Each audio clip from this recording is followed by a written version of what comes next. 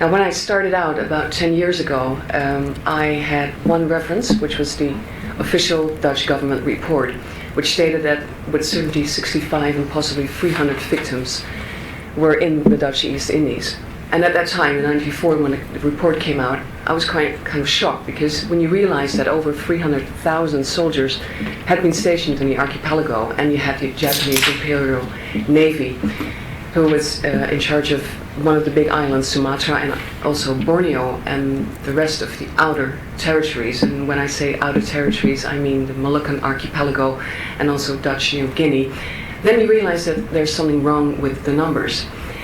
And the only way I could contradict it was to find evidence. And I first started by reconnecting with a lot of elder people I had interviewed before, who had spent their early years in the Dutch Indies, ended up in internment camps, or stayed out of the camps because of the color of their skin.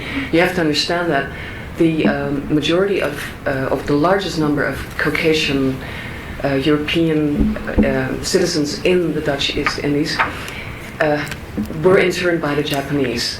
There was also a rule that if you had parents or your grandparents were at least one of your grandparents was Indonesian, indigenous Indonesian, then you could escape internment. And it's a little confusing, because you have the elite, the white elite, Caucasian elite in the colony, then there's mixed European, and then there's indigenous Indonesian. And the government report overlooks the largest part of the victims, claiming that only European women and partially Eurasian women have become victims. Anyway, I started out by going to the Dutch archives. I found several very interesting records, and then I was stonewalled, because I knew that there were many, many more documents out there. Affidavits, intelligence reports. I couldn't get hold of it. Called my lawyer, she tried, and then I finally, after a long debate back and forth, I was presented a selection of evidence. Now, as a researcher, you can understand, and your interest here is of course in researching. It's quite strange when you enter an archive, especially National Archive, and you are presented a selection, and that's all you get. So I thought, what do we do now? Maybe we should do logical deduction here, knowing that the Dutch East Indies formed part of the Allied zone, meaning to say that when the war was over, there was this collaboration with the British, the Australian, and the American forces. They teamed up to gather as much evidence as possible for the so-called minor war crime trials, and of course the big Tokyo Tribunal. So then I started my big journey, first going to London, and there I found a spectacular report on prostitution in Western Borneo, which reveals the way the naval officers organize brothels all over the island, how they get hold of women by simply arresting them. That's what the Tokaitai, the naval police, did.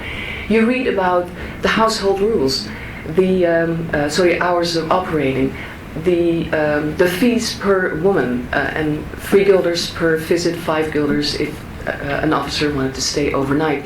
The fact that officers and soldiers could come in, and also civilians. It is like you're reading a report card. You have the foundation there of how army brothels worked. And there's also an interesting link with the fact that the money was deposited in the Taiwan Bank. Now that is a money trail I'm trying to pursue, but I just wanted to indicate there's much more to be discovered there. So that was London. And then next door to the National Archives in London is the Imperial War Museum, where you find tons of oral history. Very, very interesting to listen to what British and Australian POWs tell about their experiences in British Malaya and in the Philippines. Some of them actually met comfort women, but they didn't realize it. It's kind of unsettling when you hear British POWs with their very sophisticated accent talking about army whores, but you know that they are comfort women. So that is another wealth of evidence. And then crossing the pond, coming to the Nara, one of my favorite archives here in College Park. Absolutely spectacular, as Mr. Simpson explained about that wealth of uncharted territory, if I may put it that way. There is the 1942 report, Amenities for the Japanese Army, which has been declassified, and pretty unsettling if you realize that it already back in 1943, it was known to the Allied forces what the Japanese army and imperial forces were doing to women. So there's another route to cover here in the Nara, and I can't wait to come back. But as I went along, I contacted colleagues in Bangkok, in Singapore, in Melbourne, Canberra, and also in Auckland, because there's also many documents to be found there. By sheer accident, I came across the church archives in the Netherlands. And that opened a complete new perspective on what happened in internment camps. Not much was known about what was the situation there, except for the horrible starvation and the maltreatment of thousands of women and children. But by going through the diaries of missionaries and also nurses, army nurses both, and missionaries, I discovered that the abuse has been rampant and has been in the situation in internment camps as well, and even army brothels were organized there.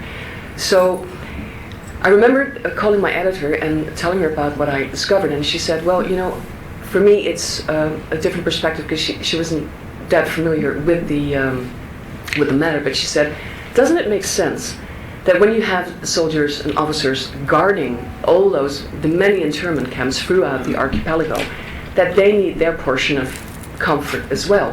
Where do these guys go? They don't have the luxury of army brothels, which were organized, for instance, in private villas or in garrisons.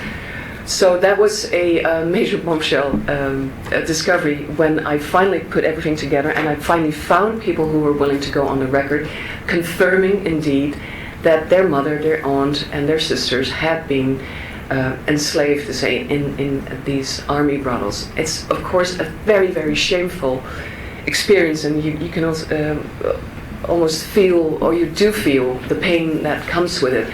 Certainly when you interview elder people who explain that they have known the secret all their lives, when they were repatriated to the Netherlands, or when they moved back or moved out, they realized that if they would speak out what had happened to their mother or their sister, they would bring shame on their families. So it's been extremely hard for them to keep the secrets, but it's out now, because they felt encouraged and strengthened by the many testimonies by Korean comfort women, and also by Mrs. Jan Ruff O'Hara, the first Dutch Caucasian woman to speak out.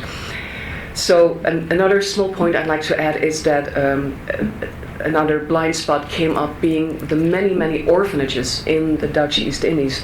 There have been so many clerical orders in the archipelago that made a real mission of taking care of orphans. So you had there in the main island Java alone were orphanages that held about 2,000 up to 3,000 children, and they were easy prey for the Japanese as well. Just to round this off, all I hope I can convey is a bit of inspiration for all of you if you have this interest. And I know you have to be a bit of an archive rat. I sometimes like to call myself an archive rat, but it is worth a try. It is worth the effort. And sometimes it's frustrating after 10 hours of work, and you go home on the train, and you feel like, oh, did I accomplish something? But in the end, you will get there. In the end, I found so much bycatch, to use that popular phrase, that I could draft a list of 27 countries which are involved. So female nationals of 27 countries are involved in this this horrifying episode. And I have a second list of 10 countries that still have to examine their own war history. There's Laos, for instance, and there's countries related to the Dutch East Indies, such as Latvia and Iraq, and also Norway and Iceland. Maybe a bit unusual, but female nationals with these specific nationalities lived in the Dutch East Indies, and hopefully diaries will surface, or I'd be able to contact colleagues in those countries. So there's some ground to cover, and for now I'll leave it at this.